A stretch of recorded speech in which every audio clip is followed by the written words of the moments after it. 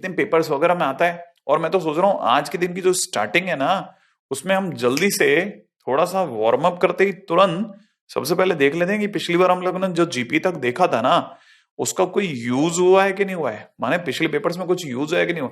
मुझे पूरा यकीन है कि यूज तो हुआ होगा, और अगर यूज हुआ है तो फिर अपन देख भी लेते हैं ना। चलो स्टार्ट करते हैं बहुत मस्ती बातें करते हुए। चलिए पॉजिटिविटी बढ़ाते रहना, हाँ ठीक है। चलो देखिए सब, पहला क्वेश्चन पुराने क्वेश्चंस को मिलाने के लिए, ताकि आपको याद रहे कि एक इन्फिनिट सीरीज है और हमने जंपिंग जंपिंग झकैक झकैक, याद है ना आपको, है ना। हाँ बिल्कुल। तो ये अगर देखा जाए तो मैं अगर इसमें ऐसे जंप करके दौड़ूं तो एक अलग सीरीज मिलेगी और दूसरी सीरीज ऐसे जंप करके अलग मिलेगी, और ऐसे मेरे पास में दो सीरीज हो जाएंगी।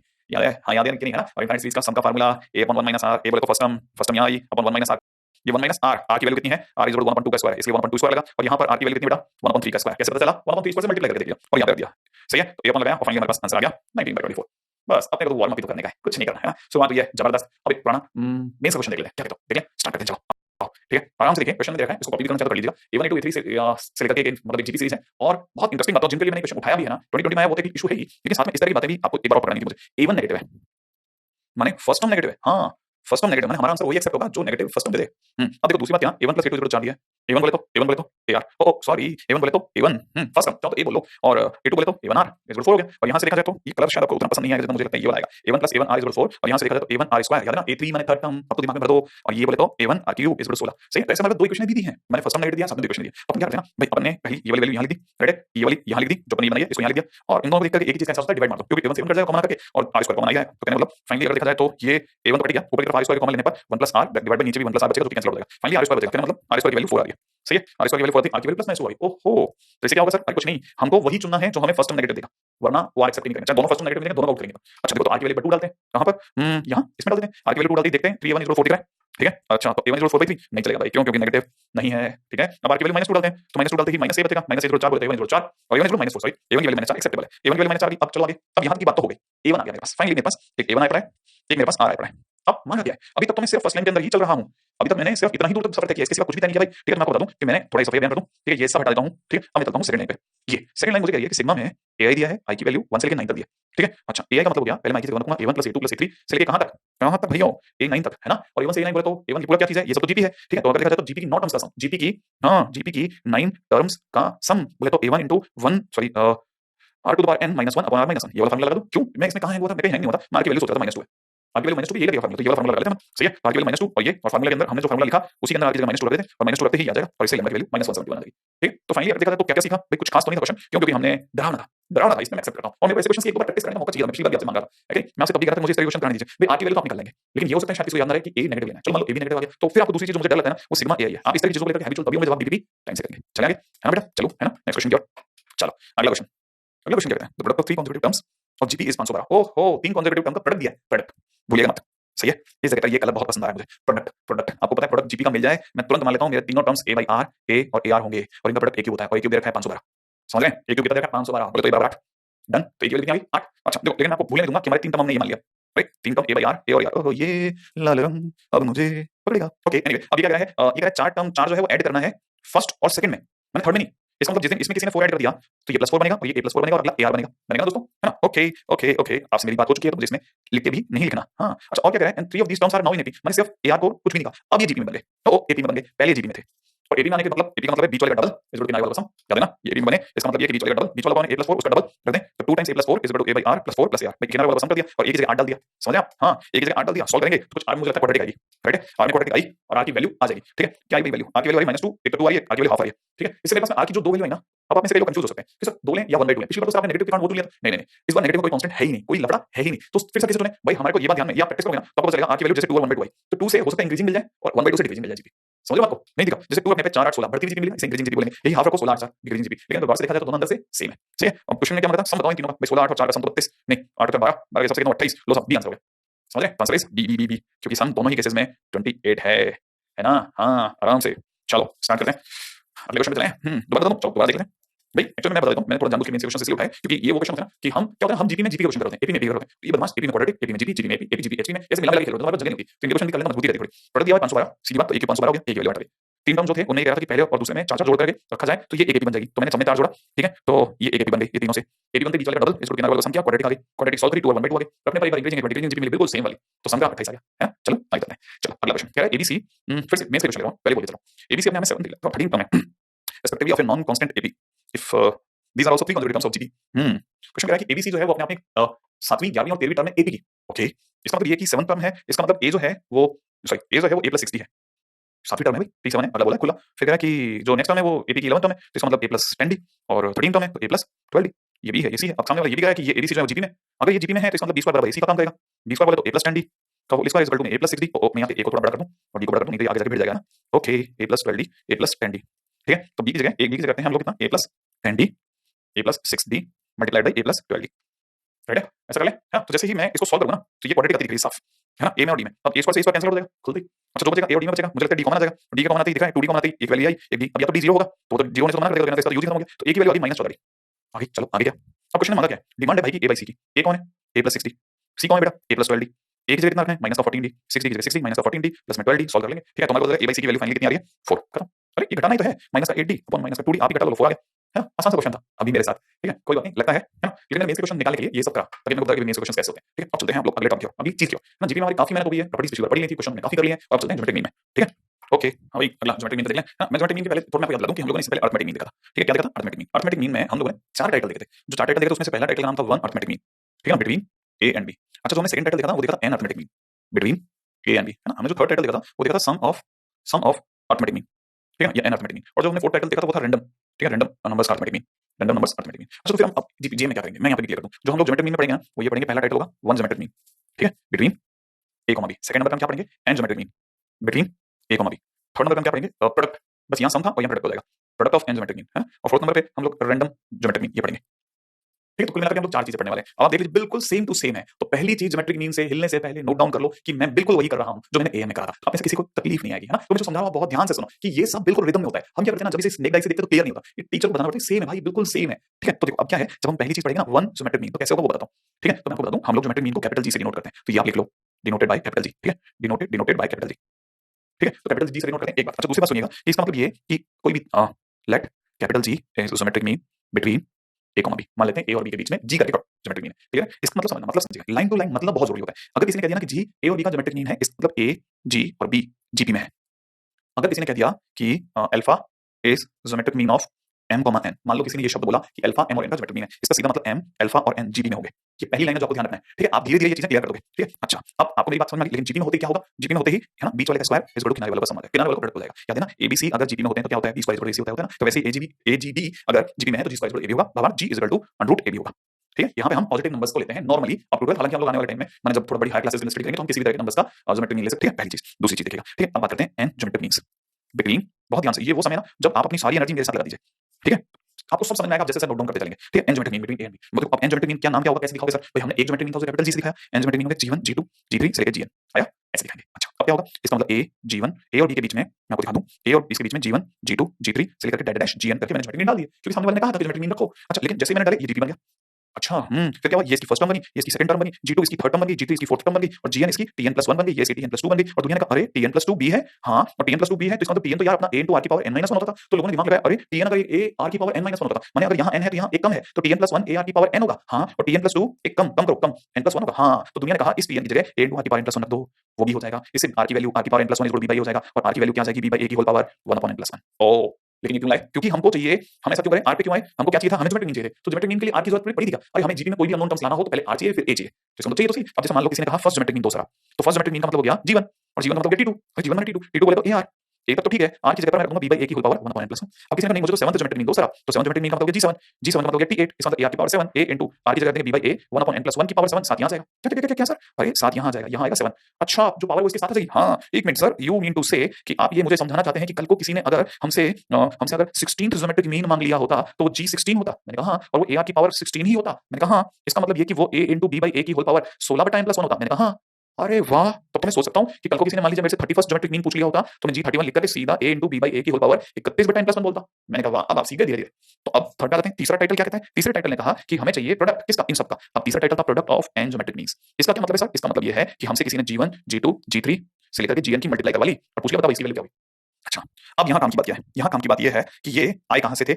आगे पीछे मैं ए और बी लगा के बताना चाहता हूँ। अगर आप ध्यान से देखें ना, तो जीपी का पिछली बार एक प्रॉपर्टी थी कि फर्स्ट और लास्ट का प्रोडक्ट, सेकंड और सेकंड लास्ट का प्रोडक्ट, थर्ड और थर्ड लास्ट का प्रोडक्ट सेम होता है। बात समझ में आई आपको? तो आपको अगर मेरी बात समझ में आई, तो मैं आपको बताना चाहता हूँ कि G1 से Gn की मल्टीप्लाई ऐसा करते चलें तो टोटल अपने पास में n लोग हैं, तो n/2 पेयर बनेंगे। अगर मैं ये टोटल कितने लोग हैं? ये टोटल n लोग हैं, है ना? भई ये n लोग हैं ना, तो इनसे कितने पेयर बनेंगे? n/2 पेयर बनेंगे और हर पेयर की प्रोडक्ट, हर पेयर का प्रोडक्ट ab होगा। अरे हर पेयर का प्रोडक्ट कितना होगा? ab, तो इसका आंसर होगा ab की पावर n/2। नहीं समझ में? अरे G1 Gn का आंसर उतना ही होगा जितना ab होगा। वैसे ही G2 Gn-1 का आंसर भी वही होगा। भई फर्स्ट और लास्ट का आंसर ab, सेकंड और सेकंड लास्ट का आंसर ab। क्यों? क्योंकि जीपी की खास बात है कि फर्स्ट और लास्ट का प्रोडक्ट उतना ही होता है जितना सेकंड और सेकंड लास्ट का। तो ab की पावर n/2। अब इसको अगर मान लो जैसे किसी को समझ नहीं आया, बिल्कुल परेशान मत हो, इसका दूसरा तरीका भी है, वो आपको पसंद आ सकता है। सही है? फिर भी जिनको नहीं आया, है ना, थोड़ा सा वेट कर लें। और तीसरी क्या चीज़ है? तीसरी बड़ी मस्त चीज़ है। तीसरी तीसरी नहीं, चौथी। फोर्थ नंबर पे कौन है? सुनो बड़े ध्यान से। फोर्थ नंबर पे है, बहुत ध्यान से देखिएगा, ज्योमेट्रिक मीन, ये आपको नोट डाउन करना चाहिए। ab का ज्योमेट्रिक मीन होता है √ab। कहाँ लिखा है? ये रहा। कहाँ? ये रहा। कहाँ? ये रहा। अरे ये रहा, ये रहा, ये रहा, ये रहा। ए और बी का ज्योमेट्रिक मीन √ab, मैंने ab की पावर हाफ, और ज्योमेट्रिक मीन ऑफ abc हो जाए तो हाँ, तो हो जाएगा abc का प्रोडक्ट की पावर 1/3। और अगर सर abcd हो जाए तो abcd की पावर 1/4। ये आपका दोस्त भी बता देगा आपको। अच्छा, और अगर मैं आपको सर a1 a2 a3 ऐसे an तक बोल दूं, तो आपका दोस्त खुद ही बोल देगा a1 a2 से लेकर an का प्रोडक्ट कर डालो, पावर में 1/n कर दे, दैट्स इट। सर को क्यों परेशान कर रहा है? ये तो मैं ही बता देता तेरे को, है कि नहीं? हाँ, तो कभी-कभार इस तरह की चीज़ों को भी देख लें। तो अब जिन्होंने ये सारा समझा, थोड़ा-थोड़ा समझ में आया, वो इसे जितना नोट डाउन कर पाए, जितना समझ पाए, वहां तक ठीक है। नहीं तो दोबारा पूरा देखते हैं। आओ, चलें आगे, नेक्स्ट। चलो नेक्स्ट क्वेश्चन, नेक्स्ट लेटर। अभी ज्योमेट्रिक मीन देखिए, वन ज्योमेट्रिक मीन अगर ए जी बी, अगर जीपी में हो तो जी जो है वो ए और बी का ज्योमेट्रिक मीन कहलाएगा। और ऐसा होते ही जो जी स्क्वायर होगा वो ए बी के बराबर होगा, जी की वैल्यू √a होगी। मैं ऑलरेडी सिखा चुका हूं, ठीक है? हाँ भाई, अगर बाय द वे ए और बी दोनों नेगेटिव, एक नेगेटिव एक पॉजिटिव होगा, तो इसका मतलब ये कि उस केस में हम लोग ज्योमेट्रिक मीन एडजस्ट नहीं कराएंगे, याद रखना, ठीक है ना भाई? हाँ, अब जैसे मान लो मैं एक एग्जांपल समझाता हूं, मैंने आपको बताया ये सब हायर क्लास से छोड़ दीजिएगा, अभी के लिए नहीं है। जैसे 2 और 8 का ज्योमेट्रिक मीन निकालना, कुछ नहीं करना, √2 * 8, दैट्स इट। समझ में आया? बस इसका मतलब 4 खत्म। और 4 क्या थे? 2 4 8 जीपी में आ गए, है कि नहीं? हाँ, अब शायद थोड़ा-थोड़ा क्लियर होगा ना। देखो वही चीज़ दोबारा दिखा रहा हूं, ठीक है? अब देखो इंजर्शन ऑफ, अब n ज्योमेट्रिक मीन दिखाता हूं। अभी तक कितना दिखा था? एक ज्योमेट्रिक मीन। अब मैं दिखाता हूं n ज्योमेट्रिक मीन। ए और बी के बीच में n ज्योमेट्रिक मीन, लेकिन मैं वापस याद दिलाऊं, एक ज्योमेट्रिक मीन पूछे तो G कैपिटल G, और अगर n ज्योमेट्रिक मीन पूछे तो G1 G2 G3 से लेकर Gn, ऐसा बोलना है, कैपिटल G1, हां, छोटा वाला G1 नहीं, कैपिटल G1। तो जैसे ये रखे, इनके बीच में आ गया n ज्योमेट्रिक मीन। अब इसमें ये फर्स्ट टर्म है, ये सेकंड टर्म, ये थर्ड टर्म। अब देखना ध्यान से, ये फोर्थ टर्म है, तब G3 है। तो किसी ने अगर T4 पूछा होता तो जीपी का T4 होता AR की पावर 3। लोग इसलिए याद रखते हैं G3 माने AR की पावर 3। अच्छा नेक्स्ट, ये थर्ड Gn है, थर्ड ज्योमेट्रिक मीन। अगर थर्ड अरिथमेटिक मीन पूछता तो उसका नाम होता A3, ठीक है? अच्छा, तब होता A + 3D। और वहां वो जो D था ना, ठीक है? वो जो D था, वो D की वैल्यू आप भूल गए, मुझे बहुत अच्छा लगता है इस चीज़ में याद रखना। 3 और फिर D की वैल्यू कितनी थी किसी को नहीं याद है, तो मैं याद दिलाता हूं। D = b - a upon n + 1। D = b - a upon n + 1। अभी क्या है, 1 2 में b / a की होल पावर 3 अपॉन n + 1। याद रखना यार, हाँ, ऐसे नहीं, ऐसे नहीं कि हमने जीपी पढ़ा तो A3 रह गया। इसे दिमाग चलाना है ना, मिला के लेना तब सीखेंगे। अब देखो हमको ये तो समझ में आ गया, है ना? अच्छा, फिलहाल इससे आगे चलते हैं, नेक्स्ट, ठीक है? अब हमें ये पता है कि ये यहाँ से ये उठाया, Tn + 2 यहाँ पे D है, Tn + 2 बोले तो Tn + 2 बोले तो a * r की पावर n + 1, Tn + 2 बोले तो a * r की पावर n + 1, r की पावर n + 1 बराबर इतना आ जाएगा। नहीं है समझ में? ये मैं ऑलरेडी बता चुका हूँ, r की पावर n + 1 बराबर b/a, और फिर r को वहीं छोड़ दो, b/a के ऊपर आ जाएगी पावर जंप करके, लेकिन 1 अपॉन हो जाएगी, ठीक है? ऐसा बन जाएगा। और r जरूर याद रखना, ठीक है? जैसे मान लो किसी ने मेरे से फर्स्ट Gn पूछा होता, फर्स्ट ज्योमेट्रिक मीन, तो उसका नाम होता G1, उसकी वैल्यू थी a * b/a की पावर 1 अपॉन n + 1। मान लो किसी ने मुझसे सेकंड ज्योमेट्रिक मीन पूछा तो उसका नाम होता G2, और उसकी वैल्यू थी a * b/a की पावर 2 अपॉन n + 1, राइट है? हाँ, 3 मतलब पहले भी मैं बता चुका हूं, तो आपसे हो जाएगा, डुएबल है, ठीक है? ये ज्योमेट्रिक मीन। अब चलो आगे, नेक्स्ट, आराम से, अगर आपको नोट डाउन करना है तो बाकी किसी से बारे में कर लो, ठीक है? चलो, चलो next. Properties of geometric mean, properties of geometric mean के अंदर क्या है ना, प्रोडक्ट पूछेगा, ठीक है? Product of n geometric mean between two numbers equal to n power of single geometric mean, ठीक है? क्या मतलब है इसका? अरे बताया था ना, abc का ज्योमेट्रिक मीन abc, 3 जनों की पावर उतनी होगी जितना, जितने लोग हैं, कितने लोग हैं abc में, 3 तो 1/3, ठीक है? n पावर, ठीक है? अब देखो ये प्रूफ कैसे समझाता हूं, देखो। जैसे G1 से लेकर Gn का प्रोडक्ट करना हूं, मैं पिछली वाला तरीका आपको नहीं मैंने कहा बदलता हूं तो देख लेना। तो मैं G1 की जगह क्या करूंगा, AR, G2 की जगह AR2, G3 की जगह AR3, तो Gn की जगह AR की पावर n। अब देखो ये टोटल n लोग हैं, है ना? n टाइम्स, तो n टाइम्स a होकर के a की पावर n बना देगा, कि r जो है r की पावर 1 + 2 + 3 + लेकर के n बनाएगा। इसका मतलब a की पावर n * r की पावर n * n + 1/2 बनाएगा। अच्छा, पूरी कहानी में से n तो वैसे कॉमन आ रहा है। अच्छा, मैं यहाँ एक और चीज़ बताऊँ आपको, मैं इसको यहाँ नहीं बता करके इसे, यही चीज़ को मैं एनिमेशन से समझाता हूँ, ठीक है? ठीक है? जैसे मान लो मैंने a की पावर n को ले लिया और ये बन गया। अब इसे ऐसे लिख सकते हैं, r की जगह हमने वैल्यू डाल दी। कौन सी वैल्यू? हमें पता होना चाहिए r की वैल्यू कितनी होती है, बार-बार बोल रहा हूँ, b/a की होल पावर 1 अपॉन n + 1 रखती। रखते क्या होगा, इस n + 1 से ये कट गया, कि यहाँ से लिखा a की पावर n * b/a की होल पावर n/2, दिख रहा है? अच्छा, इसे मैं ऐसे ना लिख करके ऐसे लिख लेता हूँ, b की पावर n/2, a की पावर n/2। क्या होगा उससे? आप में से कोई भी इसे काट देगा। देखो ना, ये कटेगा ना, तो क्या बचेगा? इधर बचेगा a की पावर n/2। भाई a की पावर n में a की पावर n/2 का भाग लगाओ, a की पावर n/2 बचेगा कटने के बाद, है ना? तो हमने क्या किया, इधर से बचा a की पावर n/2, इधर से बचा b की पावर n/2। आप भी मेरे जगह होते तो क्या करते, a भी अंदर कर लेते, n/2 बाहर कर लेते। फिर हमें से कोई समझदार आदमी होता तो कहता सर हाफ को भी अंदर बुला लो। चलो बुला लिया, ये √a बन गया, आपकी पावर n बन गया, हाफ अंदर बुला लिया। तो यही काम शायद इन्होंने भी किया होगा।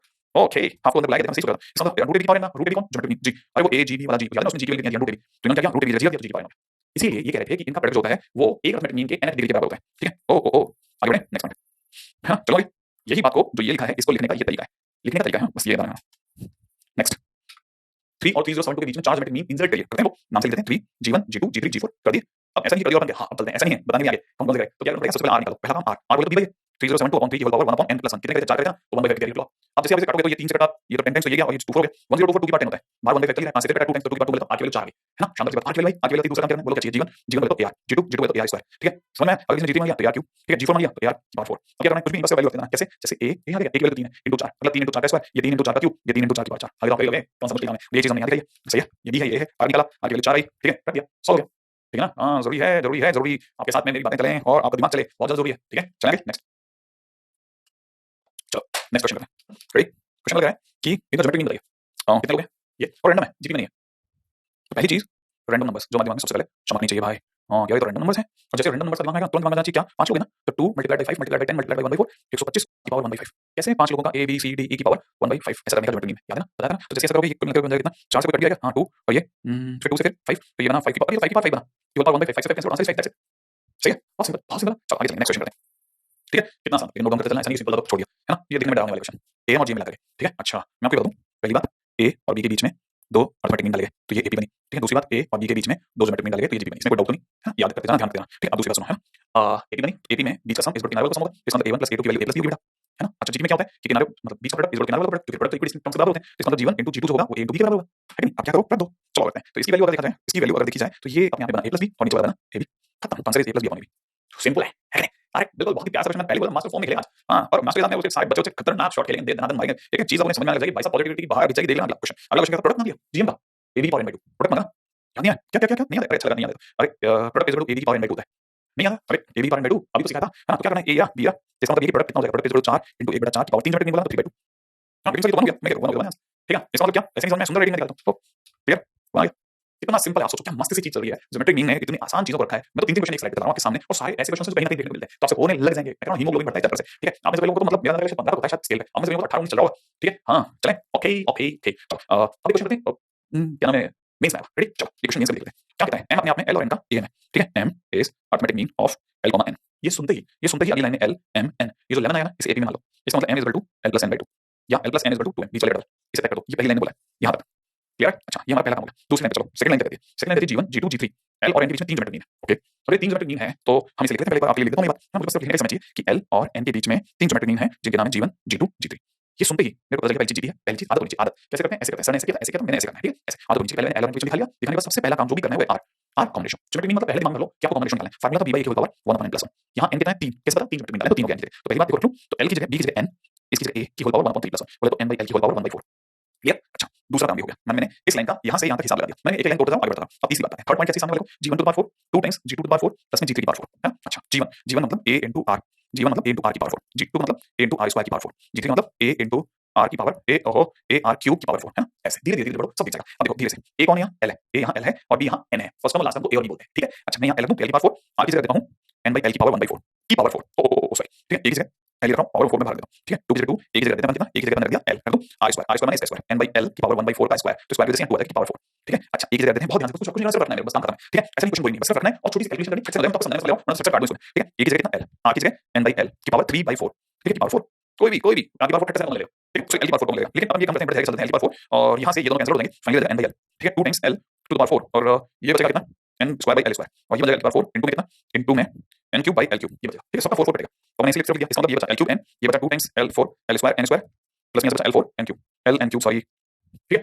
और जो भी है इसमें से कोई भी अगर भाई ln कॉमन लेगा तो ln कॉमन ले l square plus 2ln plus n square बचेगा जो कि कोई भी जानकर बच्चा समझ सकता है l प्लस n का होल स्क्वायर है और l प्लस n बोले तो 2m है इसका मतलब ये 4m स्क्वायर ln है दैट्स इट। इसका मतलब 4m स्क्वायर कहां बच गया भाई 4m स्क्वायर ln ये रहा चुपेड़ा आय चोर हां मिल गया ना हां छुपा पड़ा था यार मिल नहीं रहा था ठीक है क्या कर दिया पहले ए में यूज कर लिया आर निकाल लिया फिर पता चला कुछ नहीं पूरे कैलकुलेशन में आप भी लगोगे ठीक है। मेरे को क्या समझा के काटना पड़ा है तो उसमें बॉक्स में ले रहा हूं ये भाई अपन यूट्यूब पर काट सकते हैं ठीक है। एनीवे चलिए तो जीएम पे अपने से मतलब मेंस क्वेश्चन भी देखे जा सकते हैं दो बार मतलब बहुत मुश्किल नहीं करने लगे ना अगला क्वेश्चन है देखो ये क्वेश्चन मेरा क्वेश्चन है if 10 and a m and g of two numbers a और g को मिलाकर बहुत अच्छा क्वेश्चन है तो बताइए वो कौन से दो नंबर है जिनका अरिथमेटिक मीन वो दोनों में छुपाए उसने और कह रहा है कि अगर किसी दो नंबर का अरिथमेटिक मीन 10 है और ज्योमेट्रिक मीन 8 है तो नंबर बताइए क्या होंगे क्लियर। तो मैं मान लेता हूं क्या कि let numbers are a, b ठीक है। इसका मतलब a 10 और b अपने आप में ap में है और a 8 और b अपने आप में gp में क्लियर। लेकिन यहां मुझे अगर a निकालना है तो मैं a = लिखूंगा बड़े ध्यान से देखिएगा अरिथमेटिक मीन को अगर मैं कैपिटल A बोलूं और ज्योमेट्रिक मीन को अगर मैं g बोलता हूं नहीं यार दिखाई अगर मैं इसे a बोलूं और अगर मैं ज्योमेट्रिक मीन को g बोलूं ठीक है तो a की वैल्यू जो होगी वो अपने आप में होगी a + √a² - g² और जो b की वैल्यू होगी वो होगी a - √a² - g²। क्या मेरी बात समझे हैं। अब मैं a की जगह पर क्योंकि a की वैल्यू 10 है तो 10 प्लस ठीक है मैं यहाँ बता दूं मैं क्वेश्चन के अंदर क्लियर बोला गया कि a = 10 और g = 8 है ठीक है। तो 10 का स्क्वायर - 8 का स्क्वायर बोले तो ये अपने आप में कितना 16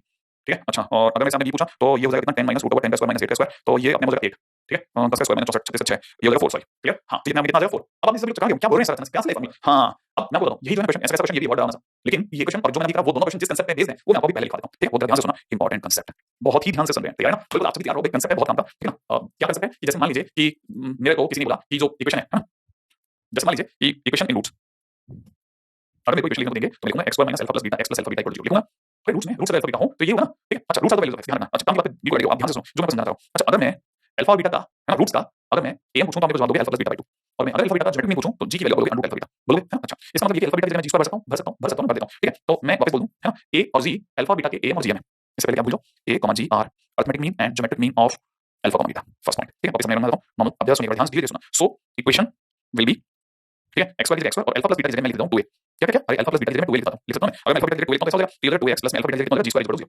क्लियर, बहुत आसान है, यहां कोई मुश्किल बात नहीं है। अच्छा अब सुनो सुनो सुनो, पहले मैं खत्म कर लेता हूं फिर मैं बताता हूं, फिर हम सब बेसिक करते हैं।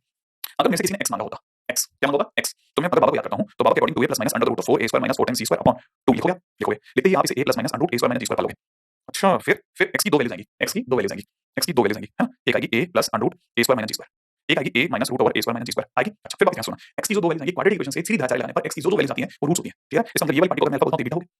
इसका मतलब ये वही अल्फा बीटा है जो ऊपर लिखे थे, हां ये वही अल्फा बीटा है। तो अब यहां से हमने दो बातों को कनेक्ट करा, किन दो बातों को कनेक्ट करा, हम जब इस तरफ खेलते हैं a में और g में, तो a और g में खेल रहे होते हैं, और जब अल्फा बीटा में चल रहे होते हैं तो हम क्वाड्रेटिक में चल रहे होते हैं। तो हमने क्या चीज को ध्यान से सुना है ना, इस चीज को बहुत ध्यान से सुना, आगे से बहुत ध्यान से सुनिएगा कि जब भी रूट्स का अरिथमेटिक मीन, रूट्स का अरिथमेटिक मीन ना देगा, नंबर्स का अरिथमेटिक मीन दे तो भी चलेगा। अगर किन्हीं दो नंबर्स का अरिथमेटिक मीन और ज्योमेट्रिक मीन दिया हो, ठीक है, तो ये वाली इक्वेशन यूज करेंगे, दिस इक्वेशन, ठीक है, this equation we use normally in questions when arithmetic mean and geometric mean of two numbers is given। जब भी कोई भी दो नंबर्स का am और gm दिया जाएगा हम ये क्वाड्रेटिक सोचेंगे और वो दो नंबर ये होंगे। एंड फर्स्ट पॉइंट, ये तो first point, second point, and मैं तो लिख देता हूं आपके सामने, and those two numbers will be alpha comma beta. क्या वो दो नंबर अल्फा बीटा होंगे, where alpha is equal to a plus under root a square minus g square and beta is equal to a minus root over a square minus g square.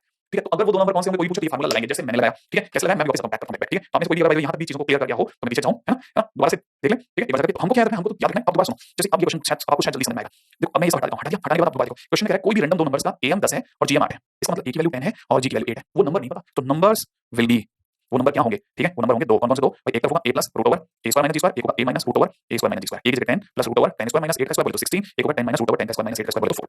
10 और 4 16 और 4 वो दो number हैं जिनका आप am निकालोगे 10 आएगा, इनका gm 8 आएगा, पक्का डन डन। ठीक है, अब यही चीज अब यहां देखो, ये क्वेश्चन में क्या दिया है, फर्स्ट में क्या है, आपको दिखा है am 2gm, मुझे दिखा है मनी मन में a 2g।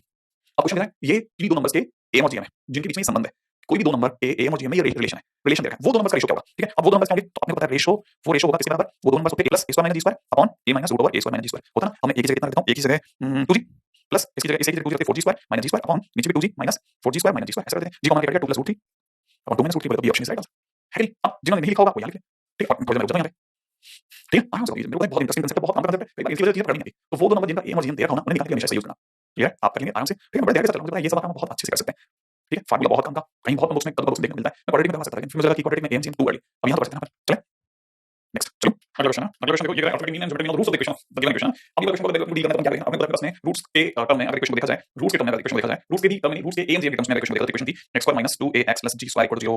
याद आया, हां। अब अपन क्या करते हैं, इसके नीचे अपनी इक्वेशन लगाते हैं, लेकिन इधर x2 का कोएफिशिएंट कितना है 2, देखिए हमारे वाले कितना है 1, तो अपन इसको 1 करके लगाते हैं, 1 कैसे करोगे, अब कुछ नहीं ऐसे लिखेंगे x2 - 3/2x + 3/2 0 हो गया। अब क्या करेंगे कंपैरिजन, अगर मैं कंपैरिजन करता हूं तो 2a की वैल्यू कितनी आ गई भाई 3/2, g स्क्वायर की वैल्यू कितनी आ गई भाई 3/2, a की वैल्यू कितनी आ गई भाई 3/4 और g की वैल्यू √3/2 मैंने कहा g पॉजिटिव लेना है, ज्योमेट्रिक मीन पॉजिटिव लेना है। फिलहाल अगर ये हो दिया है, एक क्या चीज थी रूट्स का ये, जी क्या चीज थी रूट्स का, ये पता है क्वेश्चन बताऊंगे, ठीक है। बहुत ही सिंपल क्वेश्चन, अब इतने प्यारे क्वेश्चन am gm रिलेशन जिसमें नॉर्मली हम लोग बात कई बार होते हैं, कम ही देखते हैं। अब बात करते हैं लास्ट में जाते हैं, बहुत ही इंपॉर्टेंट टॉपिक है जिसमें आईटी बहुत बढ़िया काम करता है, ठीक है। मींस तो बताइए भैया, हां और ये one of the best topic है, a ap पढ़ी g पढ़ी, अब दोनों का मिक्सचर क्या arithmetic geometric progression, arithmetic geometric progression बोले तो एजीपी। अब ये चीज है, अगर एजीपी की चर्चा करी जाए ना तो एजीपी अपने आप में एक प्रोग्रेशन है जो अपने आप में मल्टीप्लिकेशन का रिजल्ट है। किस मल्टीप्लिकेशन, एपी और जीपी के, क्या मतलब एपी और जीपी के मल्टीप्लिकेशन का रिजल्ट जो सीरीज बनती है वो अपने आप में एजीपी कहलाती है, ठीक है। बेसिकली क्या इसकी डेफिनेशन क्या है, progression which is the result of the term by term multiplication of GP and the corresponding terms of an AP. क्या मतलब क्या भाई, एपी की फर्स्ट टर्म जीपी की फर्स्ट टर्म, एपी की सेकंड टर्म जीपी की सेकंड टर्म, इस तरह से मल्टीप्लाई होती जाए। जैसे मैं एग्जांपल देता हूं, ये देखो, ये अपने पास एक एपी है, ये अपने पास एक जीपी है। अगर मैं फर्स्ट मल्टीप्लाई करूं, ठीक है, तो देखो 1 * 1, ठीक है, अगर देखो तो 1 * 1, ठीक है, 3 * x, ठीक है, तो ये जो हमारे पास आएगा ये अपने आप में क्या करेगा, एजीपी कहलाएगा। अभी इसकी इससे मल्टीप्लाई हुई, 3 की x से मल्टीप्लाई हुई, 5 की x स्क्वायर से मल्टीप्लाई हुई, 7 की x क्यूब से मल्टीप्लाई हुई, 9 की x बार, तो इसका कॉरस्पॉन्डिंग टर्म्स मल्टीप्लिकेशन तो हमारे पास आएगा 1 3x 5x स्क्वायर और ये क्या कहलाएगा एजीपी।